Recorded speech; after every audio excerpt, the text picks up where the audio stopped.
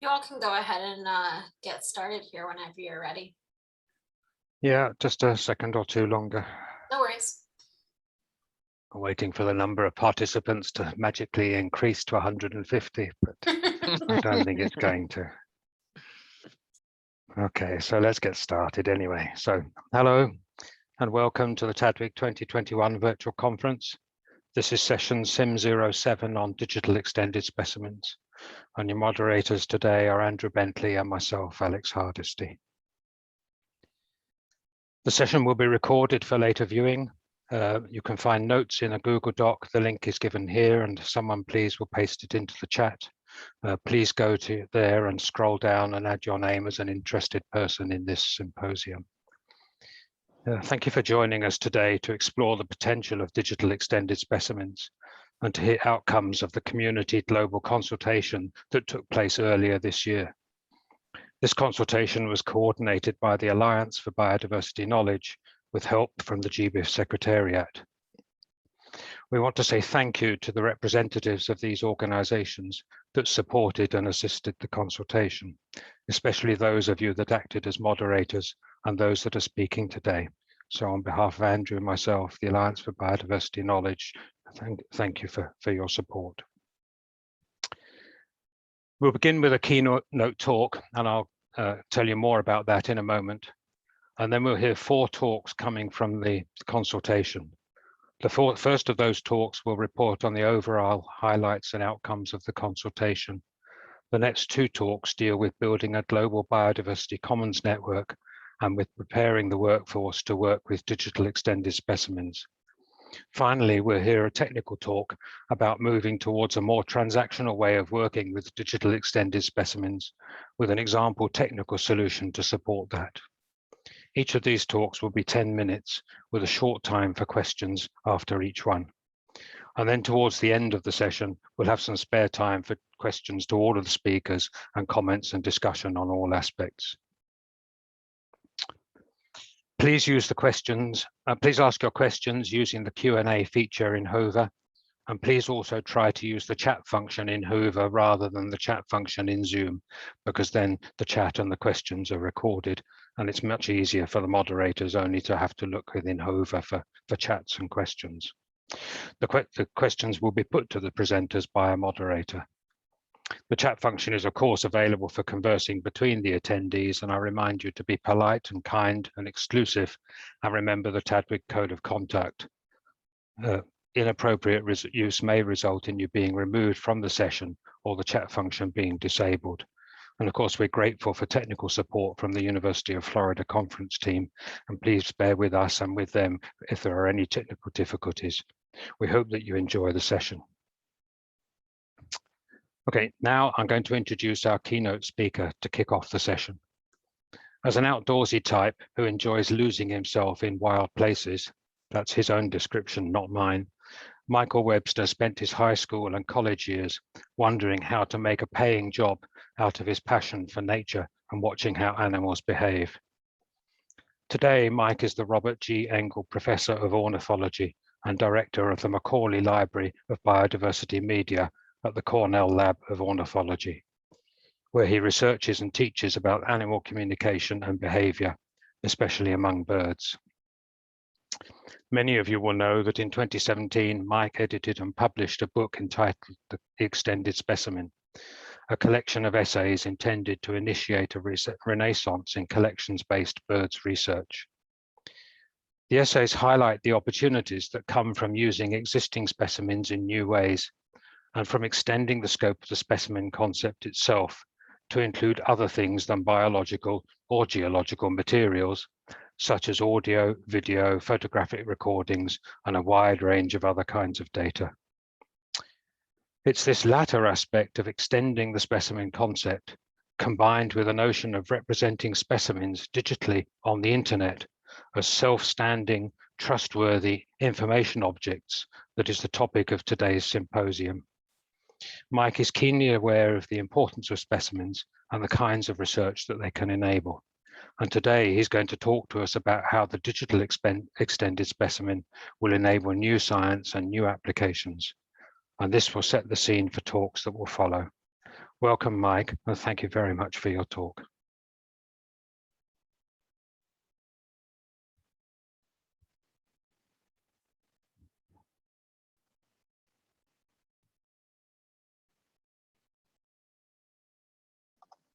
Thanks very much. I guess I was on mute. I'm going to get my slides started.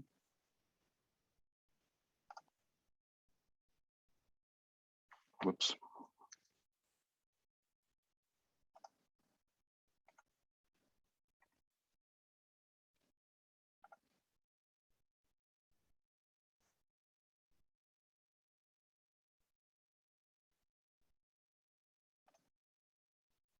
Okay.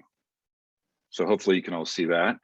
Thanks very much, Alex, for that very kind and slightly intimidating introduction. I really appreciate it. Thanks to Andy as well for organizing this symposium. All the co-presenters and everybody else has come together today to talk about this idea of the digital extended specimen. So I guess I just want to start by saying biological collections have been the backbone of research in ecology, evolution, morphology, conservation, taxonomy, numerous other fields for decades. And that's because these collections are composed of specimens, each one of which captures the phenotype and often also the genotype of a particular individual at a particular place and time.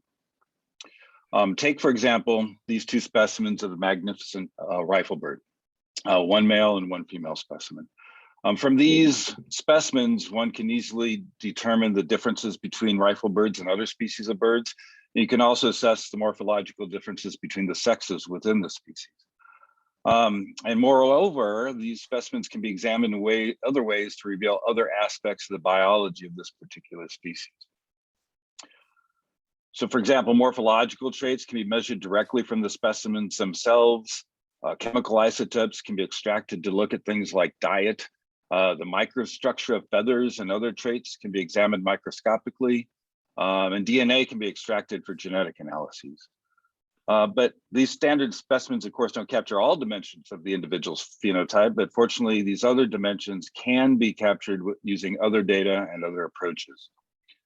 So for example, media such as audio and video recordings and also photographs can capture the behavior of individuals. This slide here shows a screenshot of a video in the Macaulay Library collection that shows a male riflebird courting a female.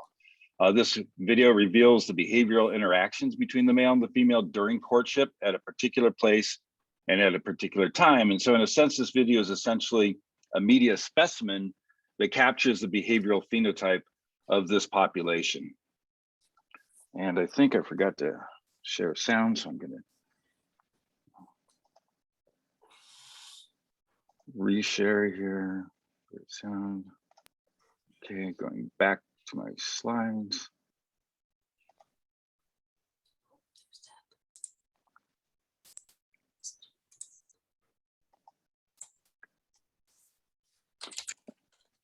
Okay, and so similarly, audio recordings can capture the acoustic signals of individuals. So these two recordings that I'm showing in this slide capture the advertisement calls of male riflebirds from two different populations. Sorry, Mike, we're seeing all your speaker notes and your next slides rather than the main slide. Thank you. A rookie mistake.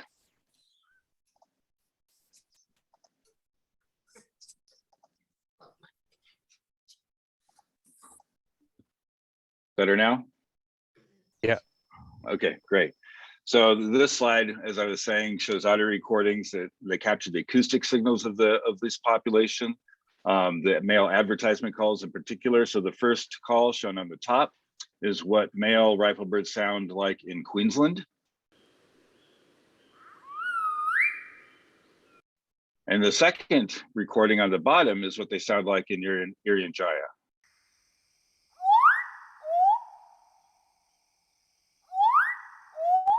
So what I hope is obvious to you is that they sound different in these two different populations. So this is a behavioral phenotypic difference between the different populations of this one particular species.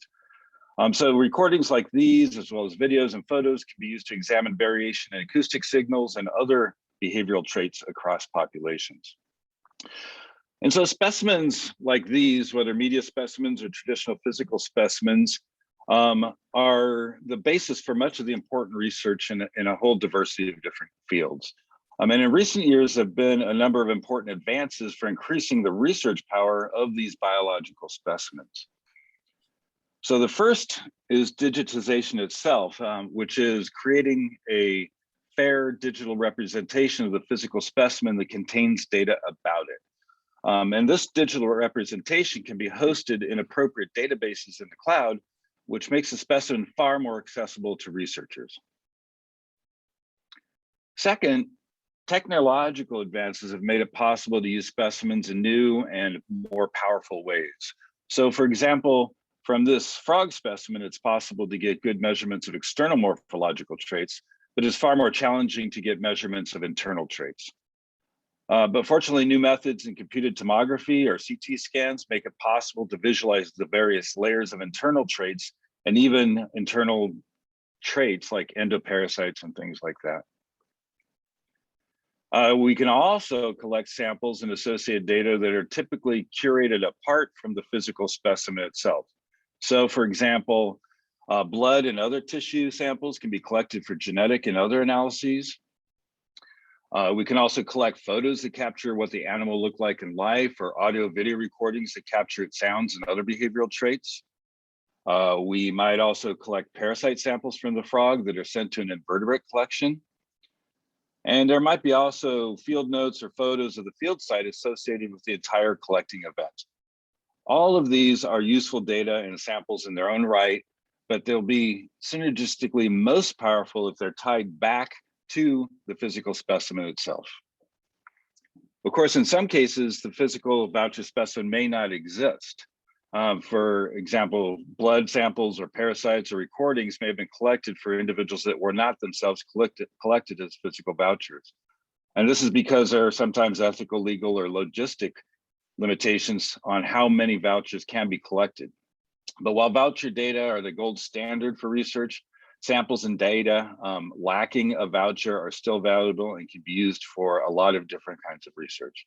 And in fact, these samples and data can be linked to other specimens that were collected during the same collecting event. So this then is what we mean by the digital extended specimen. It's the entire linked network of specimens and data and other derivatives that are all associated with each other.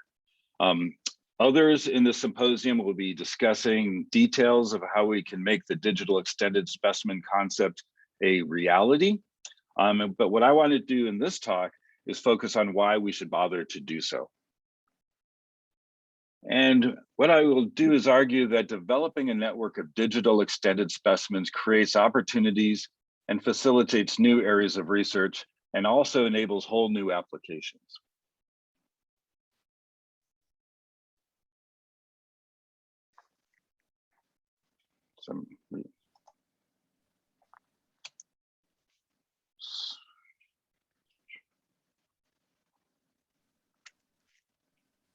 Okay, yeah, sorry, my screen froze there for a minute.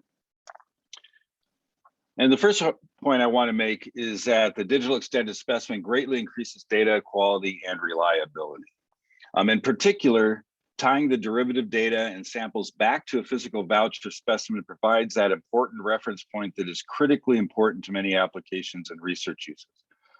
While it is not necessary, even feasible to collect a voucher for every individual from which we collect a DNA sample or a recording or a parasite sample, we should be collecting vouchers for at least some of them because that is the gold standard for research. But there's a lot of emerging evidence that this gold standard is often not achieved. For example, Buckner et al. Recently showed that of the 1,300 high quality genome assemblies from vertebrate taxa that are available at GenBank as of January 2020, only 11% of them referenced a voucher specimen in a published paper or appropriate database. This is of course concerning because proper analysis and interpretation of the genomic data requires proper taxonomic identification, particularly if and when a taxonomic revision is needed. And of course, proper taxonomic identification is also central to numerous other analyses and applications ranging from biodiversity monitoring to population restoration. Making the digital extended specimen a reality would be a gigantic leap forward to ensuring taxonomic reliability of data used for these applications. The second major benefit of a digital extended specimen is that they allow for novel and powerful analyses. In particular, they allow for co-analysis of different specimens and data that are associated with each other. And I want to give a few different examples to illustrate my point here. So the first example is research from the lab of Carl Hopkins on the evolution of signals in weakly electric fish. Arnegard et al. Studied a group of very closely related species from the tributaries of a single river drainage in Gabon.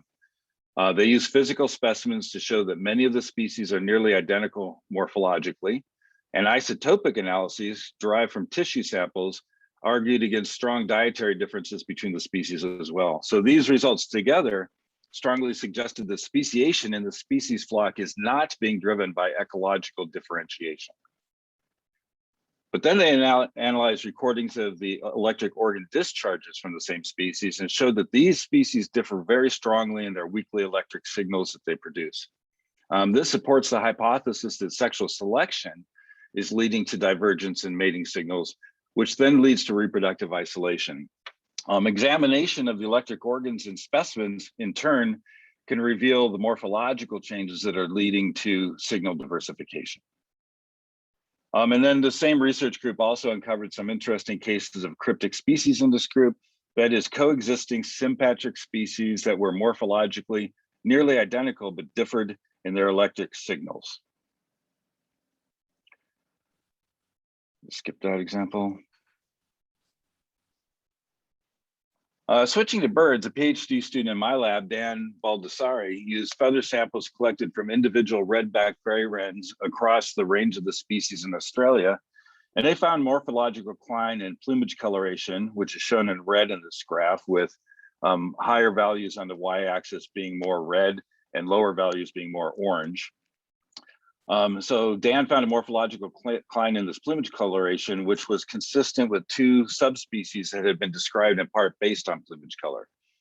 Dan then used DNA extracted from tissue samples from the same individuals to show that there was also a strong genetic decline that differentiates the two subspecies from each other. And these gray lines show individual genetic markers, and the black line is the combined genetic decline. Interestingly, in this case, though, the plumage decline and the genetic decline were offset from each other by a couple of 100 kilometers, demonstrating that sexual plumage traits are introgressing from one subspecies into the genomic background of the other.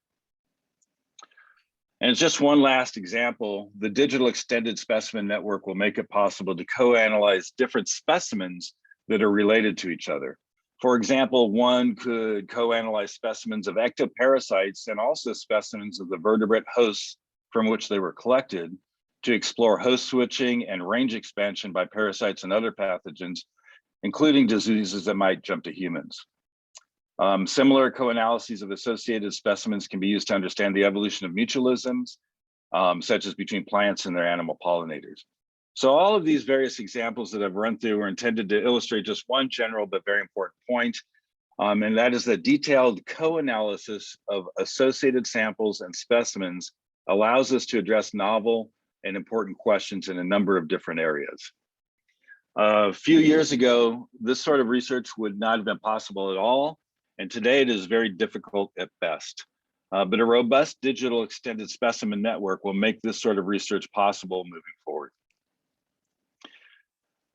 I would now like to discuss research that is enabled by linking digital extended specimens to other data sets, for example, remote sensing data that describe the biotic and abiotic environment.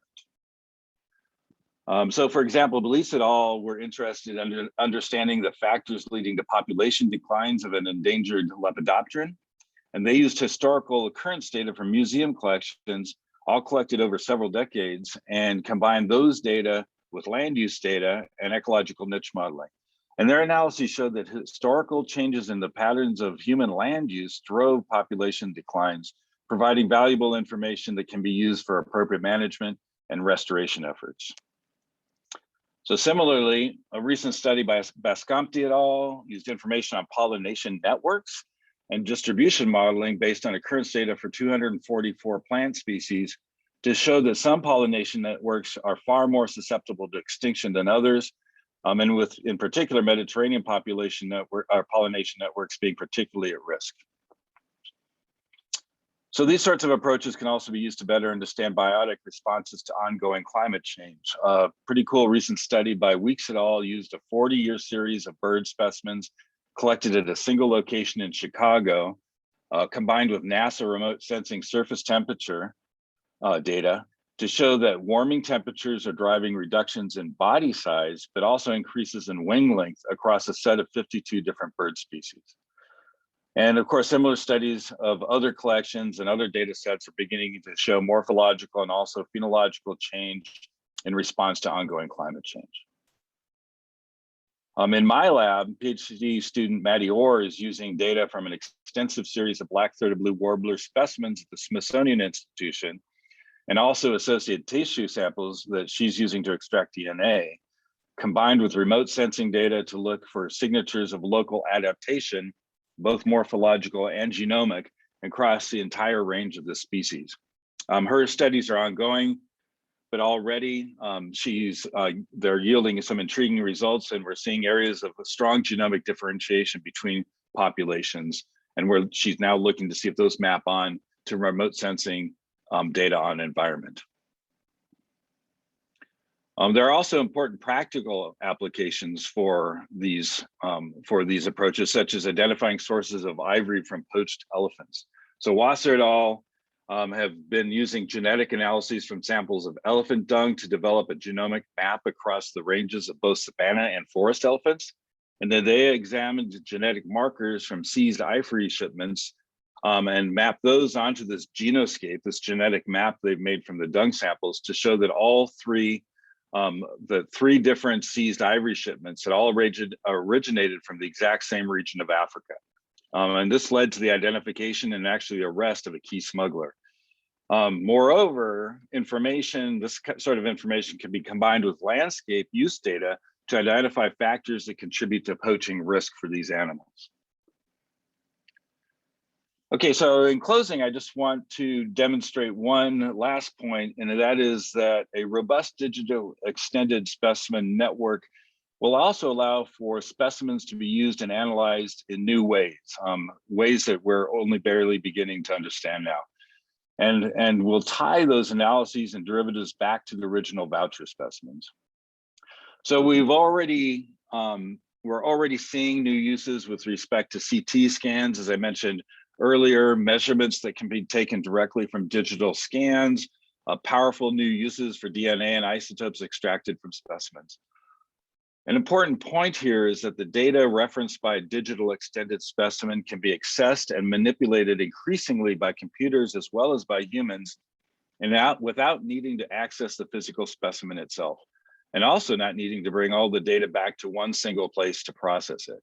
Increasingly in the future, these sorts of analyses will be performed in a distributed fashion using data in harmonized forms. In addition, there are new and powerful methods are being developed constantly. One exciting example that I find very interesting is the use of machine learning algorithms, for example, to identify and classify organisms or traits. So for example, audio and video recordings in the Macaulay Library collection are being used to train machine learning algorithms to detect birds and other organisms, both visually and acoustically. So in this screenshot, which is from a video, the upper panel is the video of birds at a bird feeder, and trained algorithms are drawing boxes around the birds in the video and identifying them to species. And then the bottom panel shows a similar machine learning results for the audio recording associated with this video. So the algorithm is recognizing and identifying vocalization of the birds in the video. So approaches like these are making it possible to survey and monitor critical habitats with camera traps and autonomous recorders. With these sorts of machine learning algorithms, it's now possible to analyze hundreds or even thousands of hours of recordings to detect the calls of various species. And that, of course, makes it possible to determine which species are present, versus absent in these areas, and also to address other questions, for example, questions about annual and daily activity cycles. So although, just to reemphasize a point I made earlier, although not all of the recordings used for these training these algorithms need to be vouchered, it's important that at least some of them are, so that recordings can be reclassified when taxonomy changes, in particular for cryptic species that do not differ much in morphology, but do differ behaviorally, for example, the calls they produce. So most of the studies I've highlighted today have been done without a true network of digital extended specimens or with a rudimentary network at best. Most of these studies were done by brute force and with considerable effort to bring the needed data, specimens, and samples together. A proper digital extended specimen network would make these sorts of research projects and applications far, far easier. So the key point here is that so much more science of this sort could be done and at much larger scales with a well-developed DES network. The remaining talks in this symposium are aimed at understanding how we might make this concept a reality.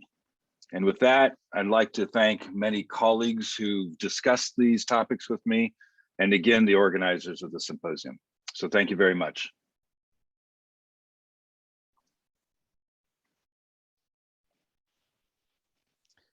Thank you, Mike. That's a stimulating talk.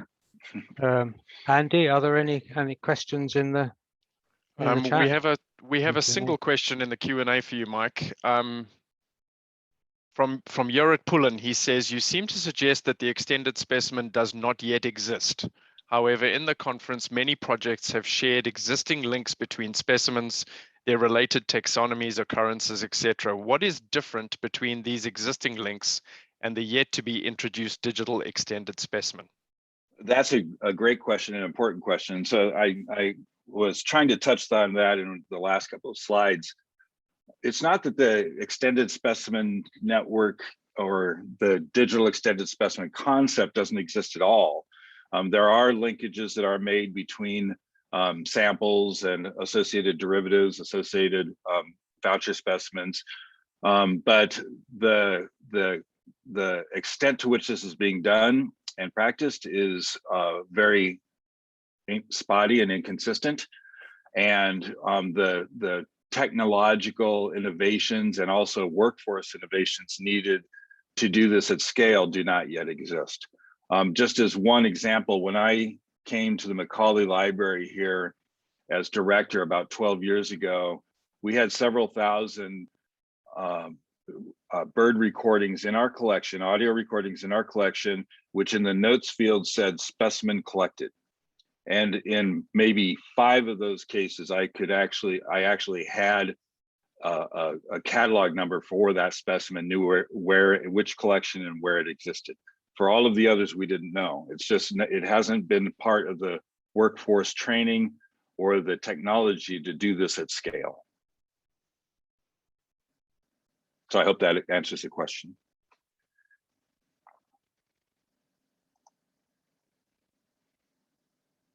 I don't see any more questions.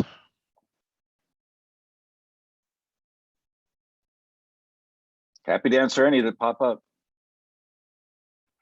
Thanks a lot, Mike. That was a stimulating presentation. Great, thank you.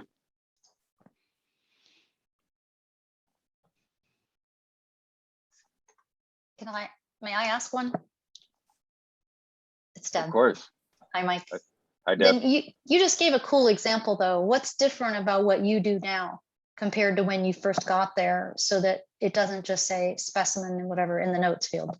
So now we're trying to exchange, you know, with the museums. We're doing 2 things. One is we've done a lot of detective work to suss out where some of those specimens exist and add the specimen numbers, the collection of specimen numbers to our own database.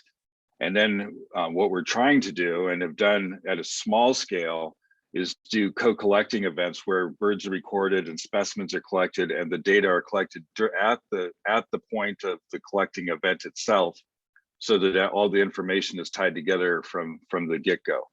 I do think that there are, again, technological advances that could make this whole process a lot faster and easier. So Mike, there's another question that's just been asked in the chat in Zoom by Austin Mast. He says, why is this not the digital extended occurrence, given that sometimes specimens are involved and sometimes not? That seems to be the conceptual bedrock here.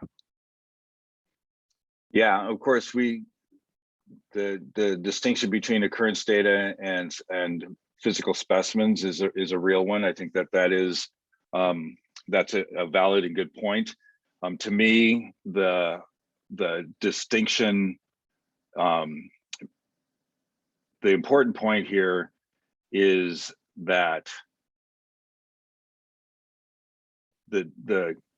sorry, I lost my train of thought, but you know, it could be called, I guess, a digital occurrence, extended occurrence. But the important point is that all of these things are tied together in a collecting event. And so most of them, or many of them, will be tied to a voucher. But in a collecting event, if we go out and we record a bunch of birds, we collect blood samples from a bunch of birds, we collect ectoparasites from some, but we only collect vouchers of some of those birds, then we have vouchers for the specimens, for the parasites and recordings of those birds that were collected. But we have indirect vouchers, or what's been termed in the literature indirect vouchers for the others, where the physical specimen wasn't actually collected.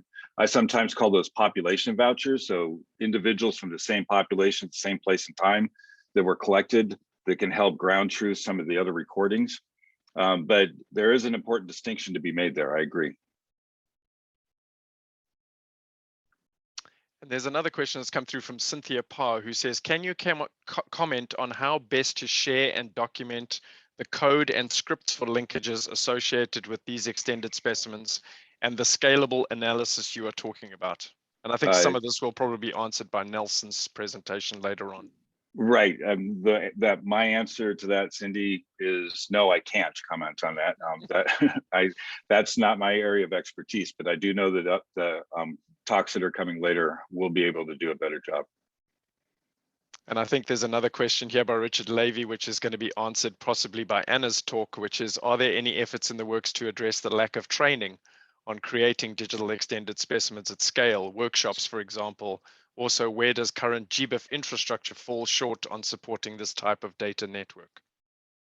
So answering the first question first, stay tuned for Anna's talk. I think workforce training is critically important to all of this, as much as technological innovation. What was the second question, Andy? Where does current GBIF infrastructure fall short on supporting this type of data network?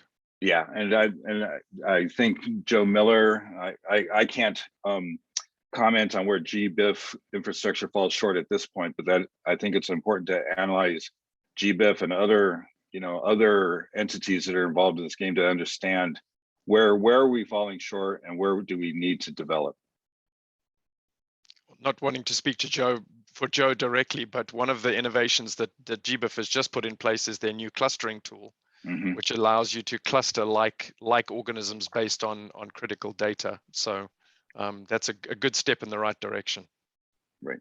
I can probably add to that as well and say that, you know, it's important to understand that the digital extended specimen concept is what we might call an active concept as opposed to a passive concept. And individuals, whether they're researchers or curators or other kinds of specialists, will be able to interact with the content of a digital extended specimen in a much more, let me say, manipulative or programmatic way than is currently possible just by retrieving data from databases. I could jump in here quickly too.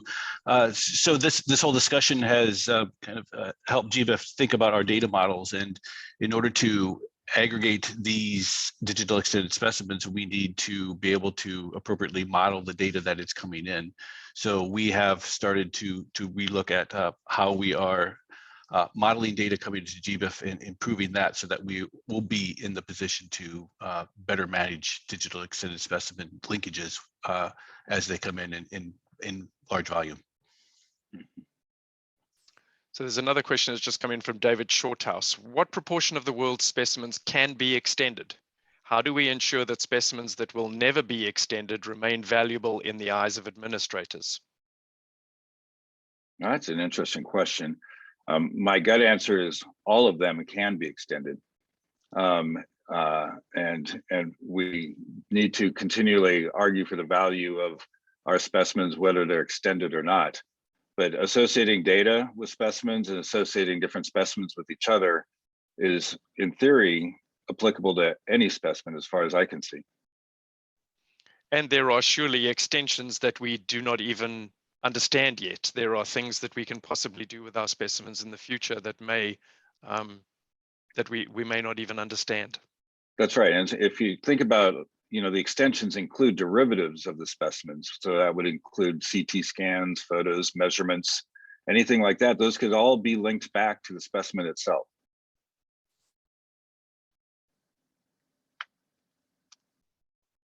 Okay, I think we might be out of time. So I just want to thank everybody again. I really appreciate the opportunity. Yes, and I want to say thank you to you again, Mike, for giving this stimulating talk. I think it's been very helpful to try and understand what is enabled in terms of potential new science, potential new applications by this exciting concept. Cool, thank you. Okay, so shall we move on to the second talk in this session? A little bit ahead of schedule, but not to worry too much. So Libby Elwood is going to talk to us to introduce the global community consultation that took place this year and tell us about some of the highlights of it and its outcomes. Over to you, Libby. Great, thanks so much. Thanks to Alex and Andy for organizing this, and that was a great way to kick us off, Mike. I'm going to make sure that I have my presentation and notes all lined up here.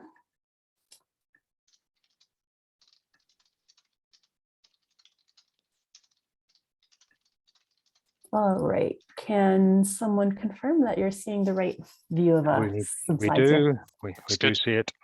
Great, thanks so much.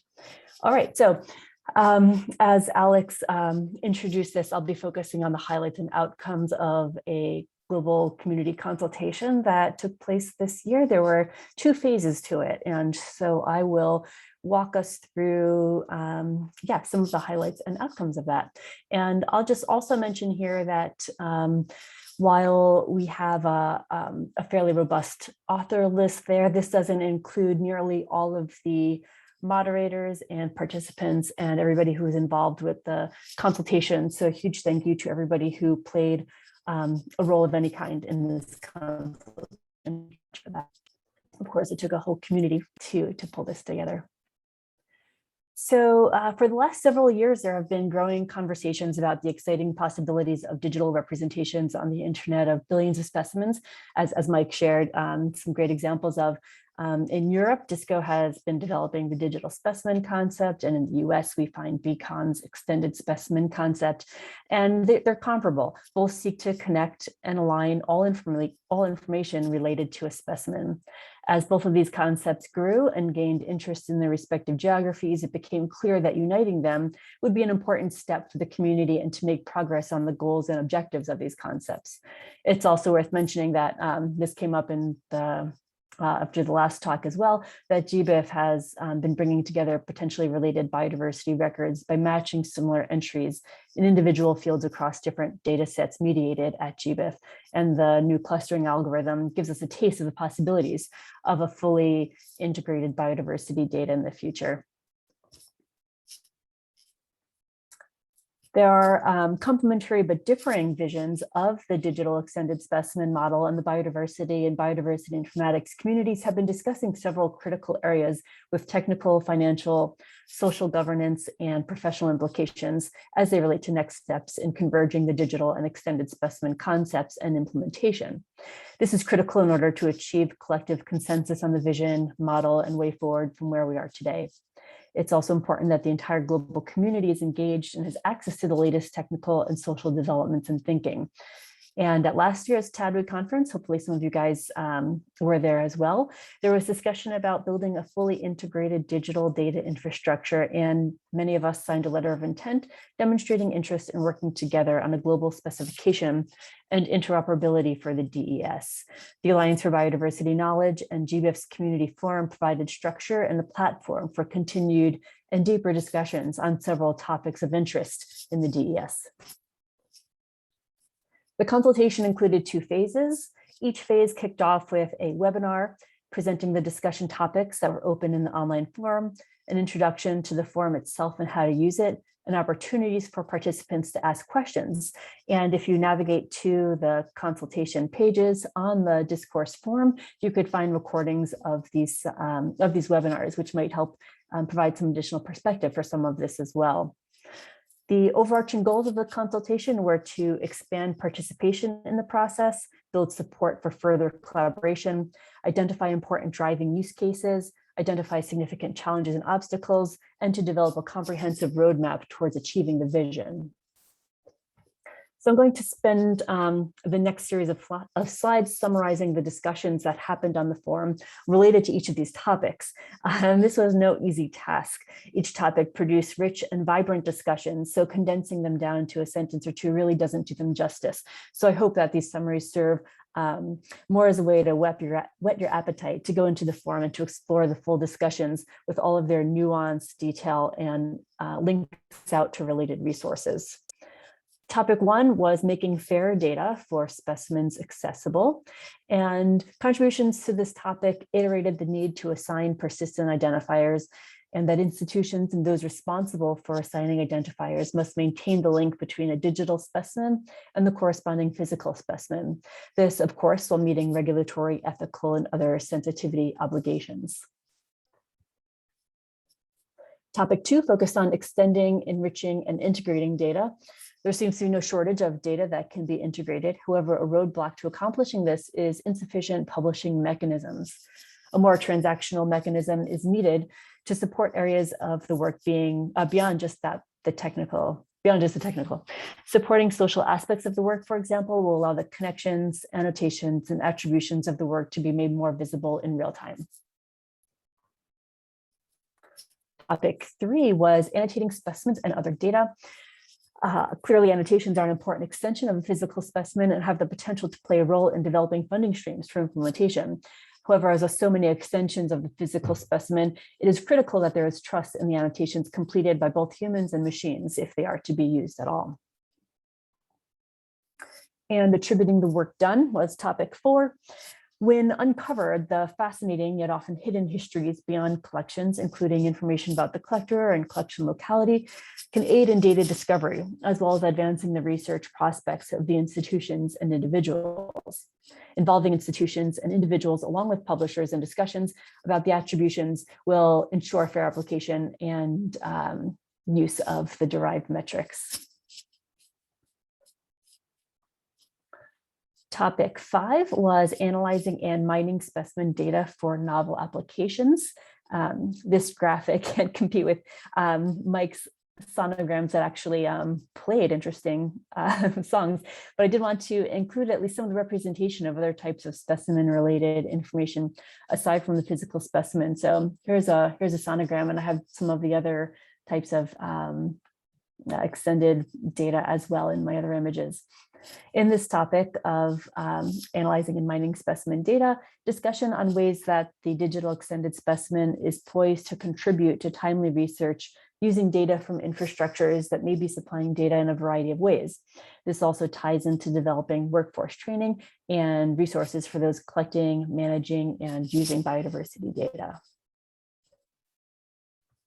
So phase 1 went really well. It was very productive and fruitful, and also exposed a host of additional topics, as well as deeper dives on more technical discussions within the original topics that we decided to use some additional airtime.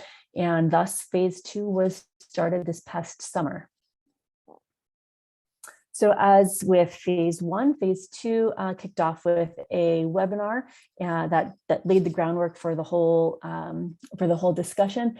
And topic 6 was robust access points and data infrastructure alignment. future infrastructure development will pull from technical innovation over the last couple of decades that will help inform infrastructure creation and maintenance, as well as relevant standards, alignments with principles and other technical considerations to ensure the most efficient possible representation of a DES ecosystem. Topic 7, persistent identifier schemes come with a variety of considerations ranging from costs to implementation challenges. Further, PIDs for people and organizations was discussed. Topic 8 was meeting legal, regulatory, ethical, and sensitive data obligations, and a plethora of sensitivities around collections, including legal, ethical, data collecting, and sustainability sensitivities exist and must be considered in a DES framework.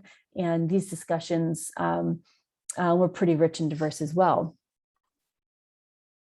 Workforce capacity development and inclusivity. Anna Monfils will be speaking on this later in the session, so I'll leave the details of this to her expert assessment. But in summary, we need to include awareness that when we address capacity development and inclusivity, particularly for individuals and institutions in fields that intersect with the fields of biodiversity, that it does include the awareness and just raising the fact that we're out here, this is what we're doing, and this is how we can be working together on this.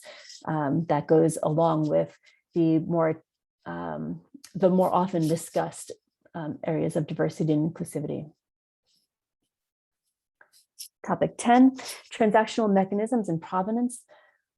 Additions, changes, annotations, and augmentations of data resources can be tracked with a transactional data publishing model. And I believe this is a topic that Nelson Rios will expand upon shortly. Partnerships.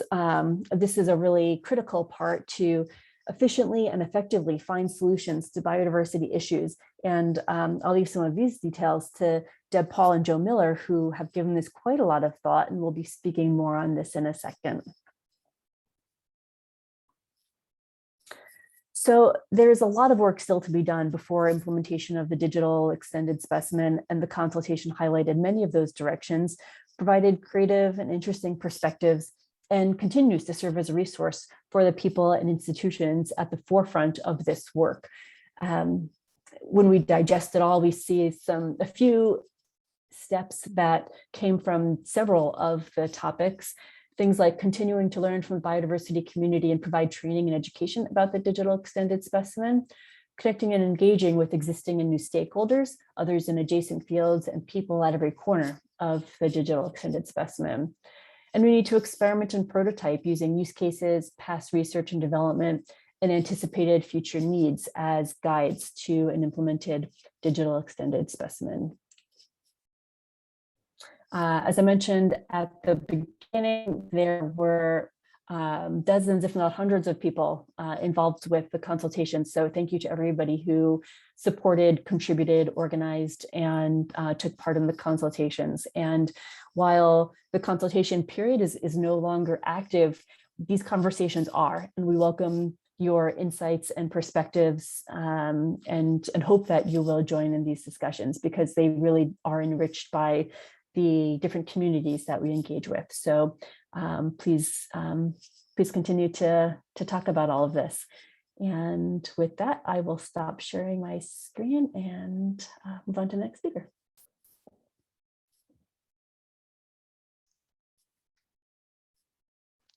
Thank you very much, Libby. That was a whistle-stop tour through what was actually a very lengthy set of consultation discussions over many, many months. I think you did a very good job there of presenting the main highlights. If anybody's got any questions they want to ask to Libby, we have a few moments, so please put your questions in the Q&A channel. Deb Paul already pasted links to the 2 phases of the consultations on the GBIF platform into the chat. You just need to scroll back up a bit in Hover. I see a question has come in here. Hang on. So this is from Sarah Davidson. How will you identify use cases and also a funding model? It's 2 questions in one, she says. at least, if not more.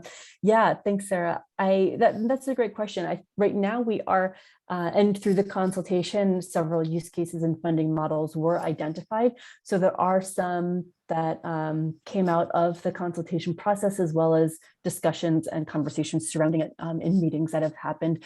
So it's not necessarily that we are picking some top use cases that will shape the whole thing, although of course, when it comes to publishing about this and even some of these types of presentations that we have, we do usually pull from maybe a small number of use cases. So if you have some in mind, same with funding models, we are all ears and open to your thoughts, but we are really open to community ideas and perspectives on what use cases and funding models will help to shape this. But like I say, those are just kind of the things we point to, and that will help us inform what this looks like. But it really will be dynamic and inclusive of hopefully an unlimited almost number of use cases. And with funding models, I think each of the various branches of the DES, thinking about technical and social and research-based, et cetera, might have slightly different funding models that they're turning to.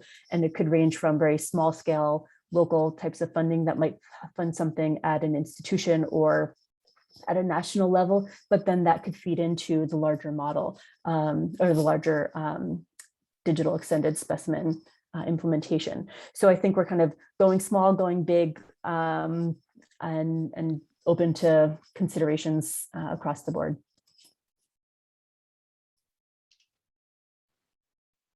Okay, thank you, Libby. There's another question appeared from David Shorthouse. He asks, as specimens become more and more extended, how do we measure progress? This model is very different than newly digitizing specimens where we can count objects. That's a great question, and I'll certainly open it up to all the speakers in this symposium. And I think with any of this, it is difficult to count things, right? Like, what is the thing that we're counting? And I think that when it comes to funding, when it comes to demonstrating success or progress, that those are some of the metrics that we need. I think, though, that the infrastructure itself and the partners within the infrastructure are going to be a big part of this. If you think about GBIF, for example, and the algorithm that they've developed to link many different types of data, that those are steps in this direction that we can turn to and say, this is progress, this is getting us closer to that model. But it might not be a numeric thing. It might not say, to a question that was asked during Mike's session, how many specimens might not be extendable or able to be part of this model. It's kind of related to that, because ideally, I think most, if not all, things could be part of this, and linking them. You might not be able to say a million things are linked to a million other things, but you could certainly say that these data are out there. It is possible to search for them in a single place, and that they can be linked in your search. So that's how I would interpret that. Although, like I say, I'm open to the interpretations of that question from others here. Okay, thank you for that. There's another question come in from Gil Nelson. Can you comment on how this massive amount of information that has been collated by the consultation will be distilled into specific tasks to tackle? Gil with a doozy. Well, so there are a couple groups that are working on publishing ideas about the digital extended specimen models and various takes on it, be it kind of some of what was discussed now in big broader terms, as well as some of the more technical aspects and ideas, at least in a conceptual way, for implementation. So please, those in the audience, keep your eyes out for some publications related to that. And we hope that this also sparks interest from other groups as well, who are maybe considering this in new and different ways, and can let their ideas be known, potentially in publication form, or even over social media and blog posts and discussions of that might be happening there as well. So I would say that as far as actually distilling it down to next steps, we are taking what we saw in the consultation and distilling it into these kind of bite-sized pieces. And depending on what the community really gets behind, that will also help to drive it. What there's interest for and potentially some funding for, I think when it comes down to implementation, and I'm thinking about this in the in a short-term way, not just publications over the next few months, but maybe thinking about it over the next few years, it will likely come down to also funding and where there's real interest in moving things forward. Okay, thank you, Libby. And maybe Joe will have something to say about this in the next talk as well. Yeah, so thank you for your talk and for answering the questions. And I think we'll actually move on to the next talk now, which is a joint presentation, first by Deb, Paul, and then with Joe coming in towards the end of it, on building a global, open, extensible biodiversity commons network. So over to you, Deb and Joe. Greetings, everyone. Is all good on your end? It is, yes. All right. Yeah.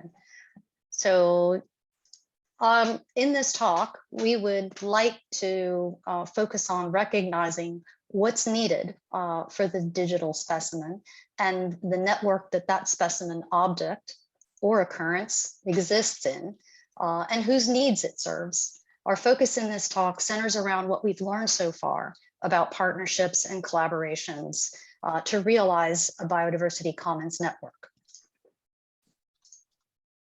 We're not starting from scratch with this effort to envision a digital specimen. We are all involved in some networks or multiple networks. When you see this slide, what networks do you think of? And is that network sufficient for the goals that you have as a collection manager or a taxonomist, an ecologist, or an administrator? If it is, yay, we need to hear from you and understand how we can link these networks together. And if not, we could also be informed by what you let us know is missing.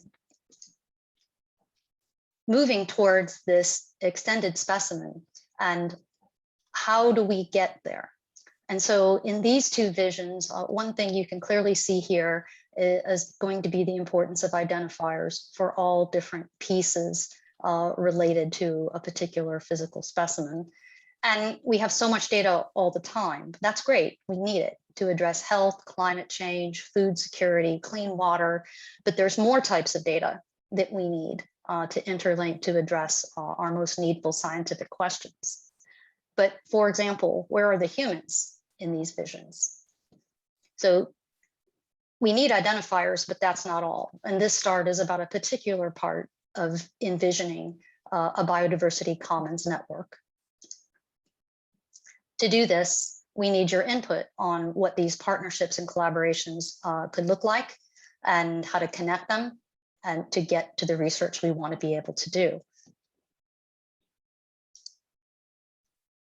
So one thing we're going to need to do is set priorities. And going back to the Global Biodiversity Informatics Conference, GBIC, in 2018, they asked these questions, what do we want to be able to do with such a vision? And as Alex Hardisty has pointed out, for the people who are going to build the technical infrastructure to do this, give us the user interfaces that we need and the access to the data that we need, they have to know what it is we want to be able to do. And here in the slide, you can see from the taxonomists empowering them to enable them to bring their expertise in a robust way to what we know about the taxonomic and nomenclatural information, to policy use, to questions that are more ephemeral at different levels of does this data fit my research use case? So to think about setting these goals, there's some interesting benefits that may or may not be obvious at first. So we've been talking about the data, but you noticed I mentioned the people. So not only do we have these data that are in different places that we need to be able to link to do what we want to do, we also have a sort of expertise silos. And this paper is a really cool way. The graph on the right there, those are not specimens, if some of you may have thought that. They are people. Well, I guess that's a kind of specimen. But they are networks of researchers with different disciplines. And if the colors don't overlap, their work doesn't overlap. And as you can see, these are bat researchers, and these are papers studied between 1950 and 2019. But you can see here the power of shared goals has many benefits to overcome social issues, as well as integrate knowledge integration, which we all desire. And speaking of that, another way to look at this is to follow up on Mike's use of the iceberg analogy and use it again to get at this research showing that explicit knowledge, this sort of data in rows and columns that we are used to thinking about, is the surface data that we can see and understand. But the knowledge that we've all gained by what we do, by our experiences, what we've had the chance to master, those are the things that are under the water. Those are tacit. And the only ways we can get at that and get at that information and benefit from it is to connect people. So moving toward this common vision, there is at least, of course, there are more, 3 questions we did hear and do hear, some of which you've just raised today. What's different about a digital specimen? And at least I'd say it's making progress. We're already making progress with identifiers, but it's making more progress in how we manage them, how we mint them, how we understand our role in taking care of them and using them, whether we're publishing information as a taxonomist, or whether we're in a museum as a collection manager, or whether we're building the infrastructure. The other related question is, what do I do in my local sphere to ensure I can be a part of this future envisioned biodiversity commons network? And then the topic again comes up about shared data curation. And we just heard this example and saw in the chat, for example, the work of Nikki Nicholson to take advantage of the fact that when we aggregate, we can do cool things with algorithms to help us understand things about our data, like finding duplicates that would be much harder to do by a single individual, as well as taking the data that's organized taxonomically and ordering it by people instead, and empowering all of us on the planet to get involved. So the technical implementation, along with flattening the access to the information, means we can highlight the work of the individual, the work the museums do to care for those specimens, and the science that facilitates. For more about why this interdisciplinary work is important and at different levels, you can see Symposium 14 on Monday with Erica Kreml, Holly Little, and Talia Karim, giving us a great model for looking at how to facilitate the sharing of tacit knowledge across a community, as well as the panel discussion on interdisciplinary collaboration on Tuesday. Inside the console, the humanities world jumped in, which was very exciting. Martha Fleming gave us some wonderful examples, of which this is one. So this Hidden Histories of Environmental Science takes an interdisciplinary collaboration approach to study environmental science of the past and how it was done, which often in the way it was done, there were racial, social injustices as well as exclusion. And they want to understand those so that they can design future environmental science to be done in a way that that doesn't happen, of course. And here we can see an opportunity. We get richer data out of the result in those new models, as well as at addressing access and benefit sharing. As part of this work, they published a great report. It's long, it's really good. And this is just a tiny piece for you. They built a collaboration finder, a tool to help collaborators find each other in their efforts to do this hidden histories work. And look at the question they asked, similar to ours. Who else needs to be in on this conversation? Look at the breadth. It's quite astonishing. It may give us some ideas. And what do these partnerships look like? It's clear from the consultation and from prior experiences. It's not just about the big players with the big names and the acronyms that we become familiar with. It's about the individuals and the small groups as well being empowered to participate and bring what they know, their expertise, all that stuff under the water I pointed to our world, because it enriches what we're able to do with the examples I just gave a few slides back, right? And to do this, then we also need people whose job it is to connect community at various levels. Again, the examples that I've been giving. And there's a great example in the open source software community. You can read more about it in this blog post, but effectively these people have the effect of democratizing access to knowledge and power and helping us build community structures that everyone can take part in. So, keeping all of those things in mind, how are you thinking about your network now? And what can you share with us about it to help envision this biodiversity commons network that empowers us sharing the specimen information in a new way? Next steps, briefly, a white paper to summarize findings and get at some of that underwater information, and go on, as Libby pointed out, to develop some shared roadmaps and communal infrastructure. And that is now Joe's turn to take us up a level to the level of the Alliance for Biodiversity Knowledge and what's next to there. Joe? Thank you very much, Deb. And as Deb mentioned, I would like to take it to the, there's been a couple of references to the Alliance for Biodiversity Knowledge, and I just want to explain that a little bit in its organization and application to this consultation. So the DES consultation has been run under the umbrella of the Alliance for Biodiversity Knowledge, which is allianceforbio.org, if you want to put that in your search engine. And it has been a very light touch for the Alliance. This is because the collections community works very well together and it's made very good progress on this very difficult topic. And as Deb mentioned, the Alliance came out of the recommendations from GBIC2 in 2018 with a goal to align investments in biodiversity informatics to support science and society. And I think you can see from the first few talks in this session that that's really what this council is trying to do, is to support science and society through biodiversity informatics. A major goal of the Alliance is to deliver strategically valuable products. And this has been brought up, I'm happy to hear, several times by Deb and by Libby as well. We really need to deliver roadmaps as outcomes of these consultations. This is really important because we need to go to our respective funders, usually national governments, and present a shared vision of this community and a pathway to get there. If we can really do that, that is going to be a much more convincing proposition, because we do need money to attain these goals.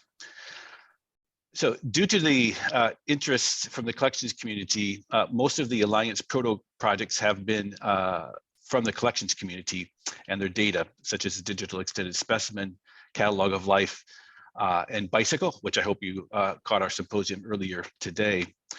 This is good and is part of the visions, but the intention of GBIC2 and the Alliance is to reach beyond collections. And we are now developing within the Alliance propositions for 2022 and how we'll do that. So we'll expand this conversation also into the governance structure. This conversation hasn't been delayed, but we do have that on the agenda for next year. Next slide, please. So with that in mind, our calendar for 2022 is forming now.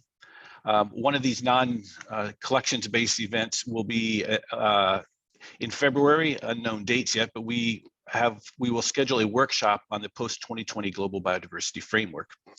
Some of you may know that last year we at GBIF, we funded a study on the analysis of the biodiversity needs in the post-2020 framework. This work is now completed, and with the upcoming COP in China, this workshop will focus on how biodiversity data can best be used in this process. Even though we didn't really discuss this during the consultation directly, this I certainly think was an underlying proposition throughout the consultation. We all love biodiversity, but there's the urgency and the need to use our data for these real world problems that face us today. This is an opportunity to use the results of the digital extended specimen and see how we can use that to affect real progress in the post-2020 framework.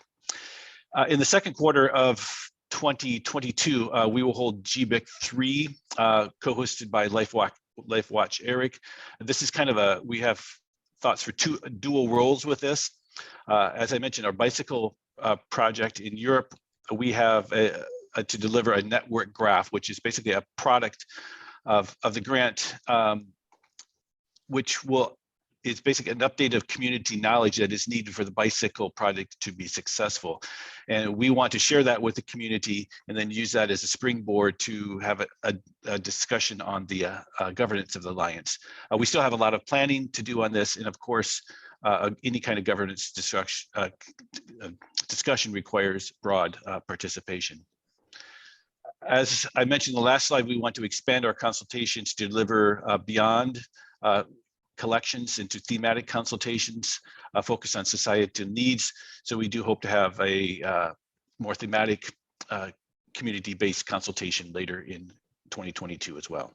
Next and last slide, please. So most Alliance activities have so far been in the upper right-hand corner, upper right-hand circle, I guess.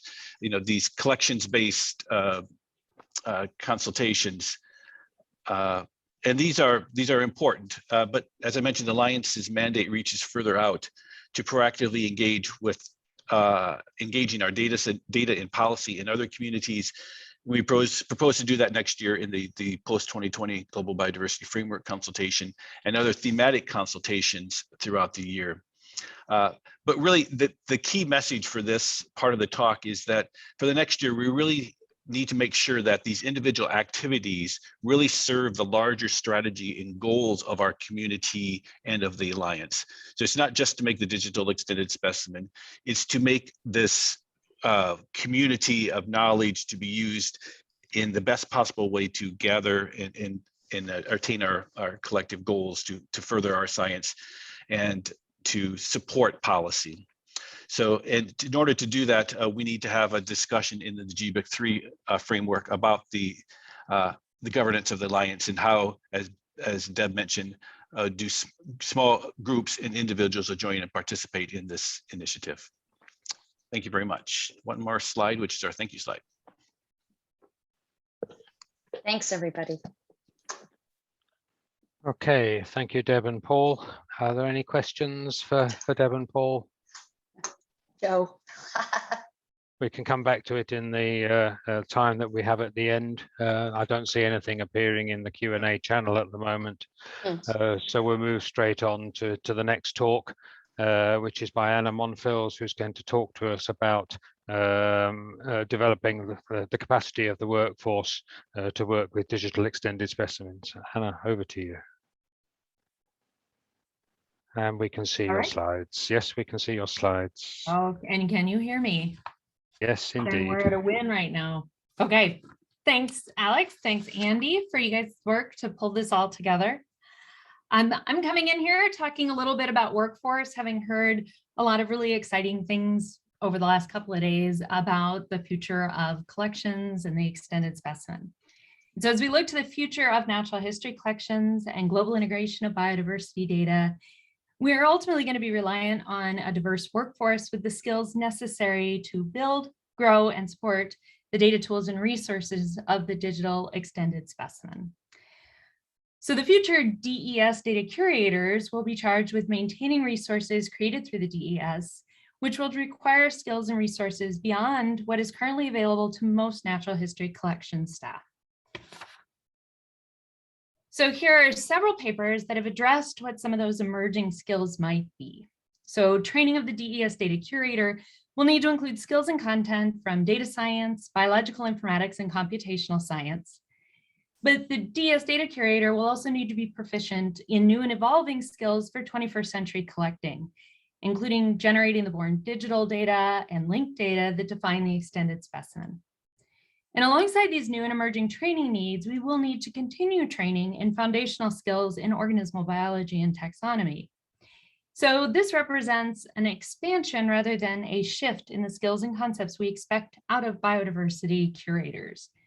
And we are going to, as a community, need to be very creative and intentional in providing the professional development opportunities that facilitate a biodiversity literate and a data literate workforce. In training the workforce to support the DES, we have an opportunity to broaden our community and ensure that through the expansion of the biodiversity data, the workforce landscape itself is diverse, equitable, inclusive, accessible, and global. A fully implemented DES will provide training that encapsulates capacity building, skills development, unifying protocols, and best practices guidance, and cutting-edge technology that also creates inclusive, equitable, accessible systems, workflows, and communities that meet the needs of the individual groups that we involve on a global scale. So there have been 2 US reports, the Biodiversity Collection Nexus report that came out in 2019, and the National Academy of Science, Engineering, and Medicine report in 2020. And they have both articulated a shared vision of the future of biological collections. Both reports support the actualization of the extended specimen and specifically highlight the importance of workforce development. A priority in both reports was to address training broadly to include the full community from the current workforce to the next generation of cyber collection managers, to the data end users, and the engaged local, regional, national, and international communities. Looking at this, that definitely speaks to training current workforce and continuing education, as well as training the next generation of cyber collection managers, which includes looking at opportunities for career development. It includes engaging new end users in novel uses of biodiversity data, and that means thinking at the level of K through 12, all the way through to the research community, and all the possible extensions of that in terms of collaboration. It also includes the engaged general public. And diversity, equity, and inclusion need to be at the forefront of all of that. And that can be done by working through societies for significant cultural change, as well as initiatives at all levels from current professionals, emerging professionals, to students. The 2 reports coalesced on some specific recommendations when it came to workforce training. There was definite call for a community needs assessment. As a community, we have several unknowns relative to the current collections workforce and training needs, and could benefit from a baseline assessment of collections professionals to define the current job responsibilities, the demographics, education and training, incentives, compensation and benefits, and to include an evaluation of the current employment prospects and opportunities. We also need a defined set of skills and training for the 21st century collections professionals. We need to be proactive and define what those workforce skills would be to support development and implementation of DES. And when we define the skills and context, we want to create the appropriate training opportunities that include scalable modular materials for capacity building, educational materials that develop relevant skills, uniform protocols across the DES network, and best practice guidance for professionals. Another step is going to be training for data end users. So this is the data end users that are going to use the data, and we need to train those end users in both biodiversity and data science at all levels of formal and informal education from K through 12 through the existing workforce. So this includes engaging the community of science educators, data scientists, and biodiversity researchers to develop the inclusive, accessible, and accessible training and education materials. And again, we come to this idea that diversity, equity, inclusion, and accessibility of the DES and inclusion within the diversity workforce are very important. So as the DES develops and new tools and resources emerge, we need to be intentional and build the tools to be accessible and assure that the access is equitable. This includes best practices to ensure the community providing and accessing data is inclusive and representative of the diverse global community of potential data providers and users. Upfront, we must acknowledge and address issues and historic inequities and colonial practices and provide appropriate attribution for past and future work. And efforts must include creating transparent linkages among data and the humans that create the data and drive the DES. So we have 2 initiatives emerging from the global collections community. We have the digital specimen and the extended specimen. And both efforts have a shared vision that includes connecting specimens and associated data. I have been fortunate to learn more about this in the last year, as there have been several groups meeting to discuss converging the digital and extended specimens and working towards a global specification of data integration. So as part of this process, the Alliance of Biodiversity Knowledge has run a series of consultations. You've heard about them. And during both phase 1 and 2, workforce development came into play. In phase 1, workforce training was raised in the discussion on analyzing and mining specimen data for novel applications. So there were several key critical points that came through, but sort of 3 trends that came through and got some traction was promoting both specimen and digital curation skills, including a reminder to make sure, and I'm using this as a quote from there, fundamental taxonomic work is recognized, valued, attributed, and supported into the future. And that message came through pretty loud. There was also defining more career paths for DES data curators, and I've heard that in several different venues. And then there's also the importance of 21st century collections and born digital data, and the impact that can have on facilitating data curation. Since this idea came up in several places within the first consultation, during phase 2, we specifically addressed workforce capacity development and inclusivity. Now, again, there are several ideas that were discussed during this, but again, some major trends that came through. One big discussion that came through was about the idea of accessibility as awareness. And that kind of segued into really discussing the idea of who knows what data we have in order to be able to use it. But there was also a discussion again about skills and the breadth of skills that would be required to be able to handle the digital extended specimen data. So there was discussion of hard skills like general biological knowledge, broad transdisciplinary knowledge, and data management skills, as well as the importance, which we saw in the talk that we just saw from Deb et al., is the soft skills, such as communication and how you collaborate and facilitate global collaborations. There was also a really interesting section that was discussed on acknowledging multiple systems of knowledge and different ways of knowing, bringing in additional indigenous knowledge, as well as talking about, and there's a quote about braiding Western and indigenous knowledge together and traditional ecological knowledge. And then there was a discussion about some really successful things such as the data carpentries, where it came in that what was really critical to that was this idea of a community of practice as a critical component of effective data skills training. So this paper came out in the last month, and I just don't feel like it could be ignored. So this is towards a postgraduate level curriculum for biodiversity informatics, and it came out of GBIF. This came out of a 2015 meeting of the GBIF nodes in Madagascar. And the main objective was to summarize a survey and efforts toward developing a globally offered biodiversity informatics training curriculum.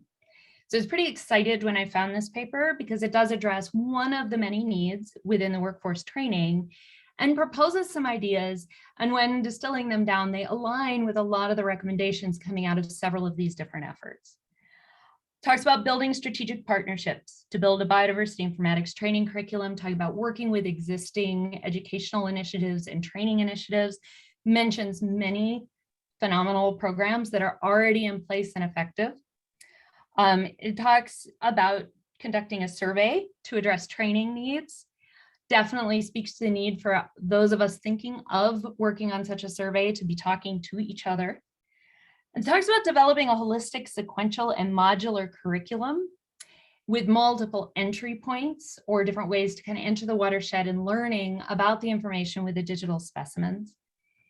And making sure that it's accessible from professionals entering from different countries with different technologies and levels of support. So out of this, I think of Gil's question about, so what are you going to do with that? And really, we're at a point where what is it we need to do next? What efforts are already in place?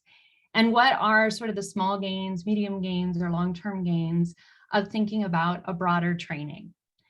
So looking at the different initiatives, there's definitely commonalities, but the questions I sort of want to reach out to the community with is what's missing? Like what isn't or hasn't popped up in any of these discussions? What information do we need to identify next steps? So I guess that would be the roadmap that's referring to. What should we prioritize in there? That's always a difficult one because there's short, medium, and long-term goals. And what is the most immediate need? You know, there were some questions asking about how to train to build the DES. How can we be efficient and build our efforts collaboratively and at a global level? What sequence of events needs to be embraced to support the necessary training at all levels? And then I wrote in the key skills workshop on DES that was mentioned in the comments earlier. So I don't know what type of time I have or don't have, or if there are any questions, but I'm definitely interested in helping facilitate this conversation further. Thanks very much, Anna. There are two questions in the Q&A. The first one comes from Talia Kareem. She says, is there a role here with regards to workforce development and training for the TDWG Biodiversity Informatics Curriculum Interest Group? I would think yes. I would think absolutely. And I think the more, maybe even a first stop being to identify all of those groups working towards this could be a start. But I would definitely imagine so. Okay, and then the second question is from Ian Engelbrecht in South Africa, who says, should we focus on training biodiversity people in data or data people in biodiversity? They're often quite different types of people. I think that is a really interesting question. I think that we run some serious problems if we don't have both skill sets in an individual. And you see that when someone deals with data without any interest in the biology of the data, they can make assumptions about the data that might not be accurate, and vice versa, if you don't know what you're doing with the data. I think we've got so many entry points on trying to create a data literate society. So the question is where the biggest learning gains are going to happen. I think now the better we can build collaboration and effective collaboration might be the most effective first step. So if we can get the data scientists working with the biodiversity scientists to sort of cross-train. There used to be a program at NSF for that, which is kind of interesting, but something like that would be fascinating to have it where you deliberately train in a discipline you're not familiar with and see what gains would come there. I like the question. So there's a real role for partnerships there then in training, I think. So there's a good tie with the previous talk and the previous thoughts there, how you empower small groups to improve training among both data people and biology people. Okay, thank you very much, Anna, for a thought-provoking talk on training. It's a huge topic and it needs its own roadmap, I'm sure. Let's move on now to the last talk before we have a more open discussion. And Nelson Rios is going to talk to us about a possible transactional model to realize the digital extended specimen and some technical considerations associated with that. Over to you, Nelson. Thank you. Okay, just to make sure everybody can see my screen, is it on? We can, yes. Okay. Looks good. All right. All right, so I'm going to talk, thank you for the introduction. I'm going to talk about a potential model for how we might realize the digital extended specimen. So first, I think I'd like to start just by looking at the history of where we are today and how we got here. And here, these are examples from fish collection networks. And I know that there are some other technologies that aren't shown on this particular slide, like BioCase and Tapir and a few other ones, but the story is largely the same, right? If we go back into the 90s, collections started to go online, and in this case, it was Fish Gopher. And then around 1998, we moved over to the Z3950 protocol, and then ultimately in the early 2000s, we had Digger, and then followed up by what most people are using today, which is the Darwin Core Archive and IPT sharing mechanism.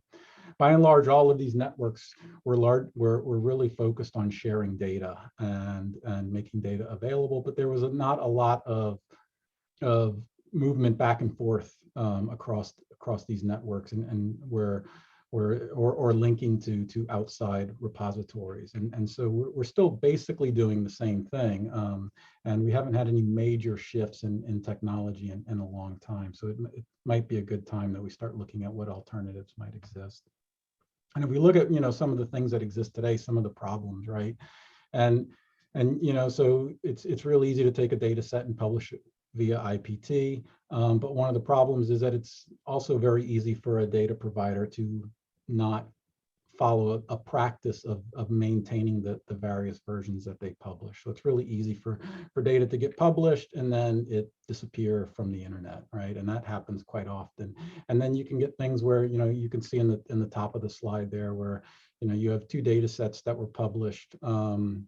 And you can see that, the only difference between those two data sets is that some metadata was published, but yet you have two copies of the data set there. So there's just these kind of, oddities that could be resolved and make things just more efficient. And, that does kind of impact, how we archive and store the data as well, right? If we were to create daily updates of every single archive out there, it starts to add up, right? And at nightly updates, if the data aren't compressed, we could have over 250 terabytes a year of data being generated.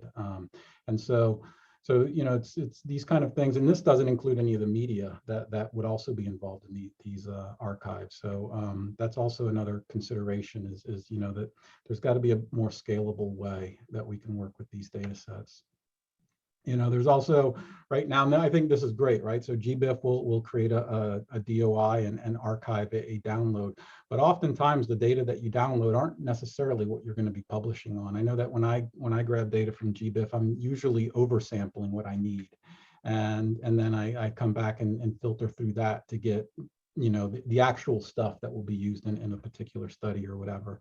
And so even though I have this, and it's great to cite, this is the raw data set I downloaded, but then again, there's still yet another citation, which is the final data set that's published and where that is stored and how those two data sets might be linked or what changes may have happened from one to the next.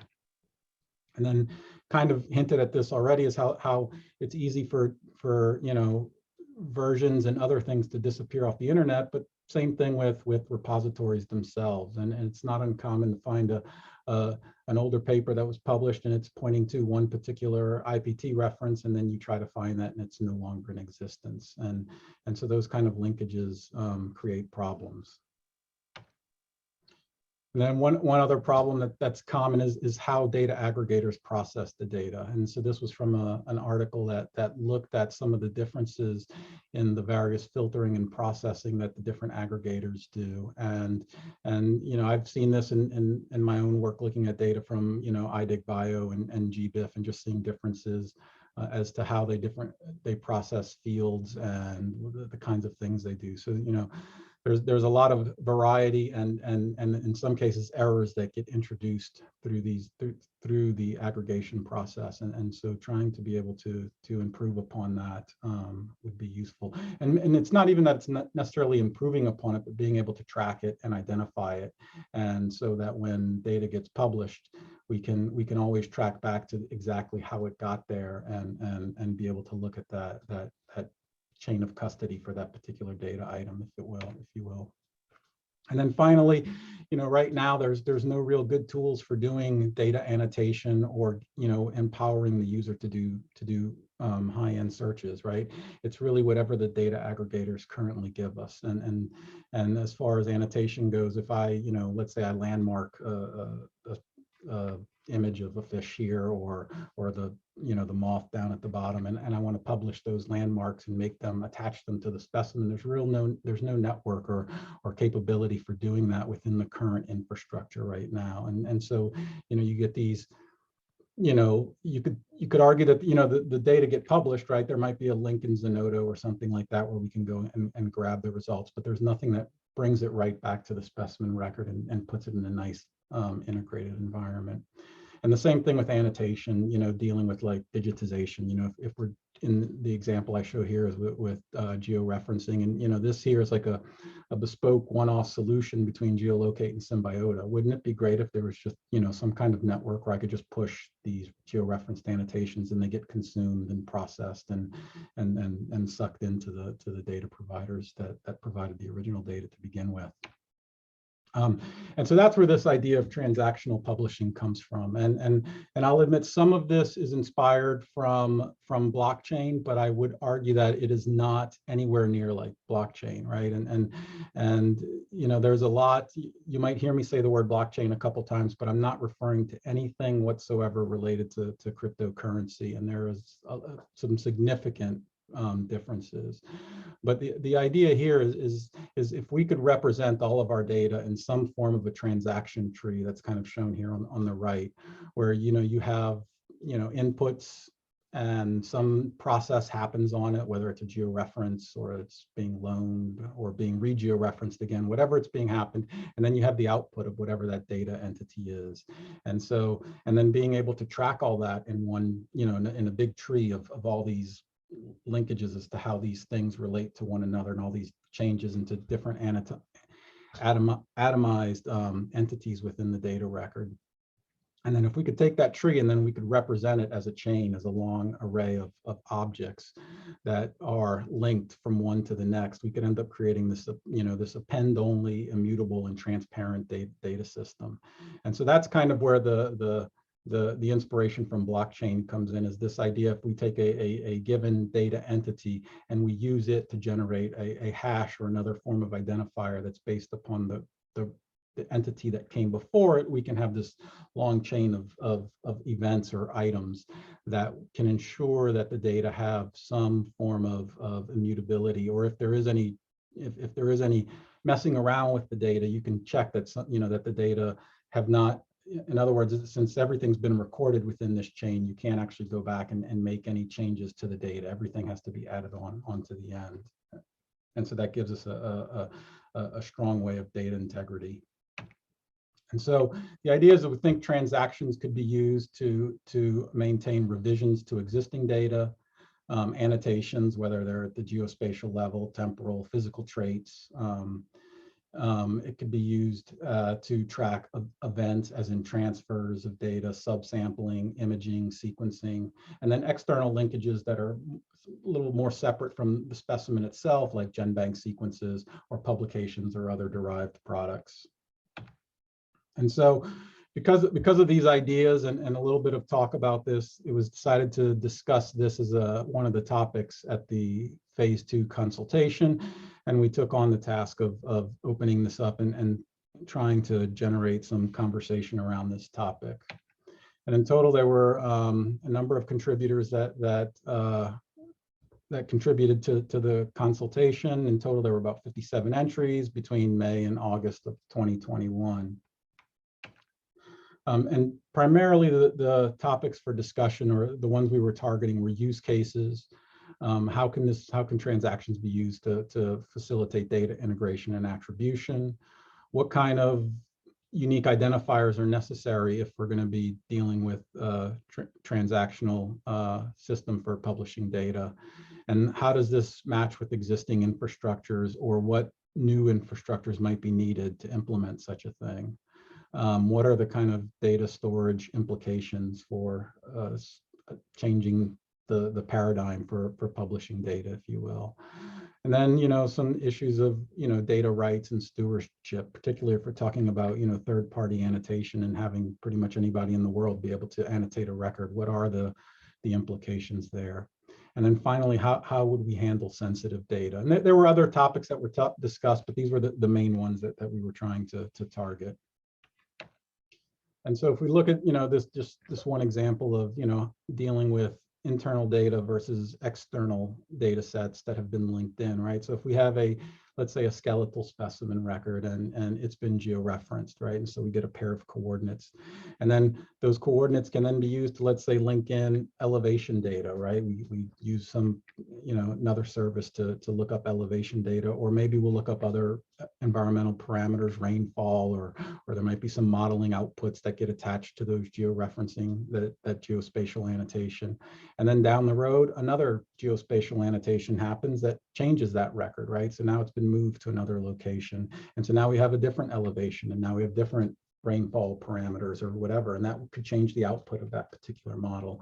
And so how can all of that be linked and maintained to where we're not losing the information, right? We don't lose the fact that there was a record that was published at one time, it had this particular coordinate, and it resulted in these particular variables. Downstream, something changed, new variables are there, and a new model can be produced, but we should not lose that linkage to that historical data set that was used beforehand. And so being able to maintain all of that, and how does all that happen is a tricky thing.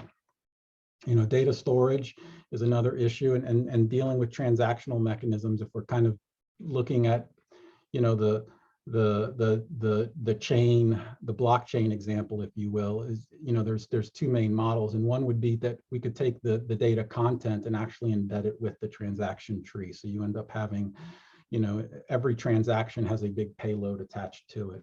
And then there's this, there's this alternative method where it would be off-chain storage, where the transaction and the actual payload are separate from one another. So you have a transaction that describes what it is that's happening to this particular data entity, but the actual content of that change is actually stored offsite somewhere else. And that's probably the most appealing one, because it allows us to really, it makes it very easy to distribute the transaction tree, if you will, and make it easy to synchronize it across various systems, and allow end users, whether it's a data aggregator or some power user, to say, hey, I'm going to run through this transaction tree, and I'm only interested in certain records, so I can just grab the records I'm interested in, or when I'm putting together my data portal or my aggregation system, I might only be interested in, the tips of the tree, if you will, that have all the latest records, or the latest views of all the particular specimens.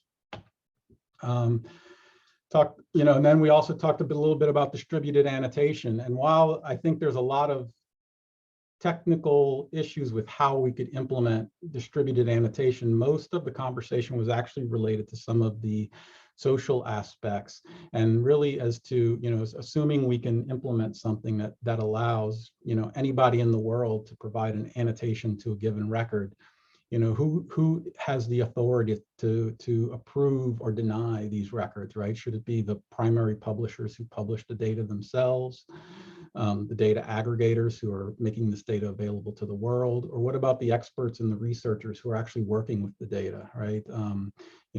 Someone who's looking at the material and making measurements and producing the studies, and where do they fall in the ability to say, yes, this is the authoritative view of this particular record. And that's important, especially if we're going to be maintaining an entire history of views, right? And when you're doing your searches, you still want that consensus accepted view for the vast majority of the fields, right? And maybe there's a model of community consensus that can happen, or it could be as simple as the last annotation that comes in gets accepted.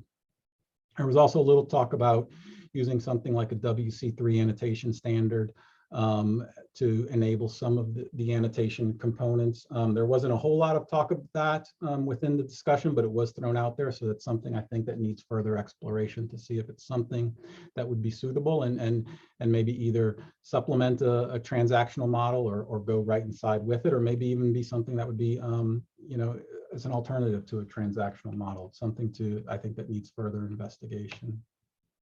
And then sensitive data was another topic that came up, and there are systems, if we had this long chain of data items, it would be pretty straightforward to use modern technology as cryptography to take any one of those entities and encrypt it. But that does create a lot of other technical hurdles that oftentimes is probably not worth it. If a record needs to be sensitive, it probably shouldn't be published. Because it just creates a lot more difficulties in dealing with with the data set. So for instance, only those with the key, so imagine if it was encrypted, only those who have the particular keys, whether it's public, private key crypto or just symmetric crypto, you would be required to have that, but it also makes indexing and making that data discoverable very difficult. And so that does create a lot of overhead that oftentimes is not, it generally would be better if we didn't have to deal with that and sensitive data were just retained and not made available. We did discuss a couple of infrastructures. There, Git, which is also kind of, I mentioned that there was a lot of inspiration from blockchain, but there's also a lot of inspiration from Git, which has a lot of the same elements we want. In fact, we could probably implement a proof of concept using Git as a way to handle the majority of this. Git does have some features that would make it unsuitable for what we want, but it would be, it would be something that could probably use as a development platform just for getting things going and seeing what might be possible. And then, like I mentioned, further exploration into the web annotation standards. And then finally, there was a good bit of discussion around this tool called Preston, which is a biodiversity data set tracker that's developed by Jort Poland. And, so this is probably the closest we have to something that's based on a transactional mechanism. It does a lot of, there's a lot of elements that it shares as far as hashing data sets and things like that. My understanding is it's still heavily focused on the data set as opposed to individual data entities as far as highly atomized units, let's say a single change in a latitude. But I do think a lot of the concepts are there, and it's probably one of the the better platforms for starting to build some of these tools and to bring to get us to where we need to get. The one thing that it is missing along with everything else is this link to the actual primary data providers, right? And so that's probably the biggest thing that has to happen for there to be, for a network like this to really be realized. And that's having some kind of collection management system integration where, if you look at the top, it's kind of how we exist right now. We have, the collection management system, they publish out the IPT, they push out these Darwin Core archives, they get aggregated, indexing and search. And even right now, like tools like Preston will fit into this indexing situation where it's going out and it's harvesting stuff and it's doing its indexing and hashing and stuff.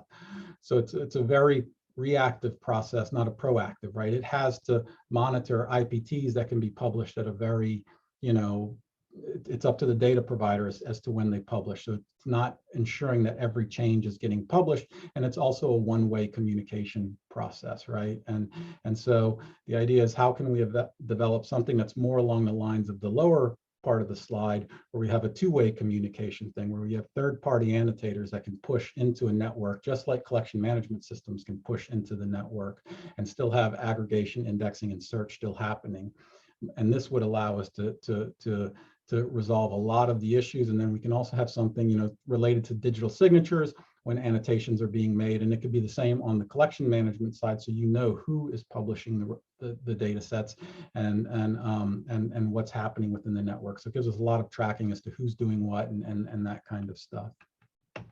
And then, so I'll just quickly conclude here that, so I think the current model of data sharing, which I think is great, has gotten us, where we are today, but it's not sufficient to represent the full breadth of what's, being thought of as the digital extended specimen concepts. And so some concept of publishing as transactions or as small atomized units may pose a solution to this. And so the idea is, every little change can just get published into the system. Some tools currently exist, as I mentioned, the Preston tool, but it really seems that it's largely done at the data set level, the published data set level. There are some socio-technical barriers to making this implementation, largely the CMS integration, as I mentioned that, and then some issues with how do we handle data custodian rights and roles. Now I can tell you within the consultation, there seemed to be an openness to this idea that collection managers or collections themselves aren't necessarily the owners of the data, and it's okay to have this, other people making these opinions of data and having a different level of authority for records. But this was a very small group of people that are all very, forward thinking towards technology, in many cases, we need to open this up and get feedback from many of the collections and staff, and that's where a lot of acceptance has to come in and get those kind of opinions all figured out and worked out. And then finally, specific implementation details. I tried to avoid getting into like real nitty-gritty details of how such a thing like this might work. I think in the end, it's going to largely be driven by, he who gets the largest grant to make all of this stuff happen. It'll, largely be, driven by some project that has a real need and can drive the development of this and bring the community together to have such a system in place. And with that, I think that was my last slide. Any questions?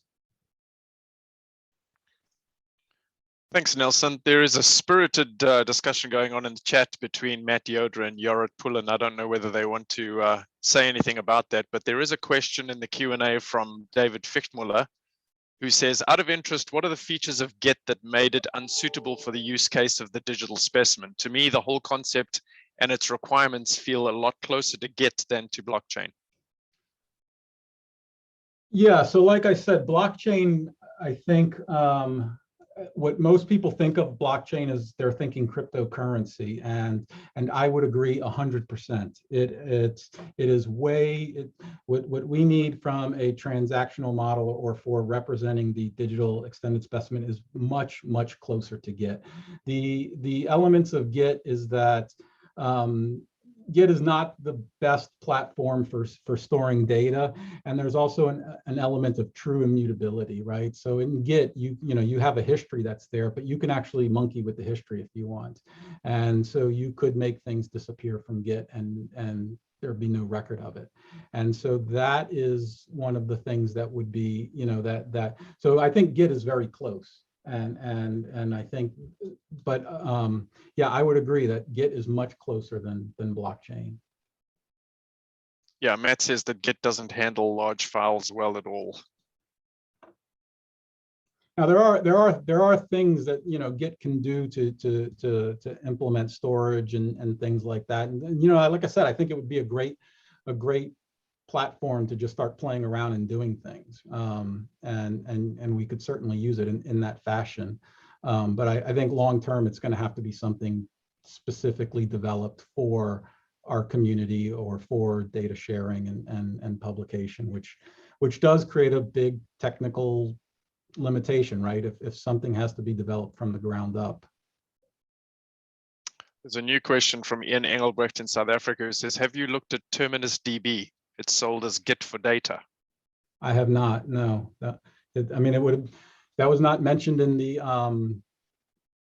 the consultation, but it's something we can definitely look into.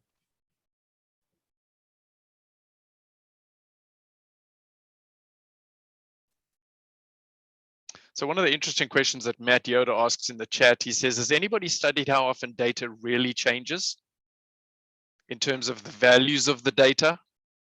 Because obviously there's this whole thing about, the metadata can change, but the data itself is actually not changing. And whether anybody has studied how often the data itself really changes. Yeah, so that would probably be a good question for people that are doing some of this tracking. I would bet that Jorrit may have the data to make that happen if he's been archiving many of these IPTs. He could probably look at them over time, but I don't have that data available.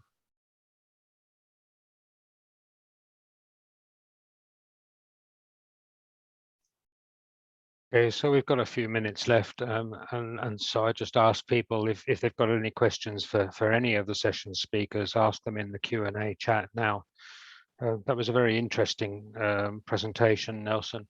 I just want to pick up again on what Andy was just saying and the conversation that Matt and others were having in the chat, and this point about does the data really change? Matt went on to ask about whether the argument that we have to to track all changes has been properly assessed and tested. What's your view about the extent to which we have to track all changes? So, I mean, I think there are incidental changes that aren't necessary, or things that we would not, want to be publishing out to a network for, so for example, every object in our collection has a physical location where it's stored, right? And we don't need to be publishing, oh, this was moved from room A to room B and things like that. So those are not the kind of changes that would need to be tracked. But there are, I mean, anything that I think is of value to, is a publishable entity that can be used in science, right? So we're going to publish a niche model that is made, that has a bunch of data underlying it, and the underlying data can change, right? And we see this happening with, from a georeferencing perspective, things get georeferenced multiple times. And they might get published once and then later on. And I was looking at a couple of our own records that have been georeferenced 3 or 4 times, and they have 3 or 4 different coordinates out there. And so those are issues that, how extensive is it? I don't know. But it is one thing. But is it really just about the change, or are we also, we want to be able to append data to it, right? So right now, a lot of data that's published out there are a lot of skeletal records. A lot of the herbarium digitization projects have been grabbing skeletal records off of sheets, and as time goes on, those records become filled out, right? And so we're appending more information onto it.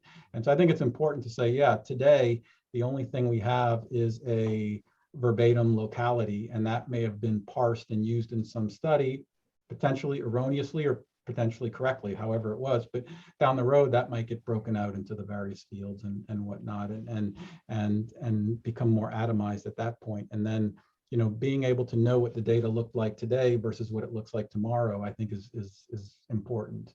And there's no real cost to it, right? If the data aren't changing, you have a chain out there and there's nothing that gets added to it, right? So there's no real change to it, and that would be fine. Thank you. Okay, questions for any of the speakers, or any other remarks that anybody wants to make?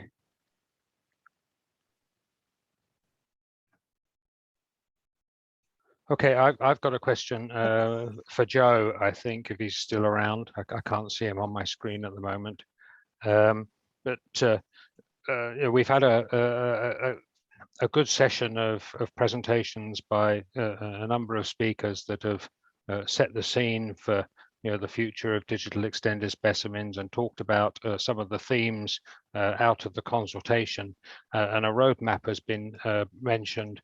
Joe, what can I put you on the spot and ask you how you see the development of that roadmap proceeding now? What are the next steps and the likely timescale?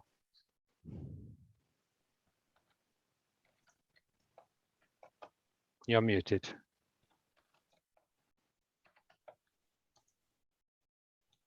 Yeah, I was actually looking at this event as kind of a starting of that endeavor.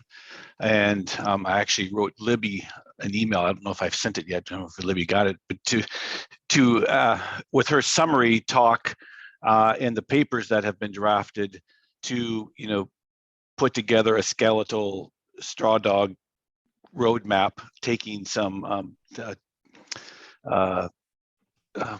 exemplar roadmaps that I've come across, and see what we could put together, and then take that to the community to pour over. And I can think of a few things that automatically go onto the roadmap, like the PID roadmap, in that would be a necessary component of the roadmap. And I think most people would agree with that. But some of these other components, maybe it's up to somebody like myself. I could do that to throw some ideas out there, and then we muck around with them and see which ones of them stick and truly are a community ideas that could go on a roadmap. But Libby said in the chat, let's do it. Yep.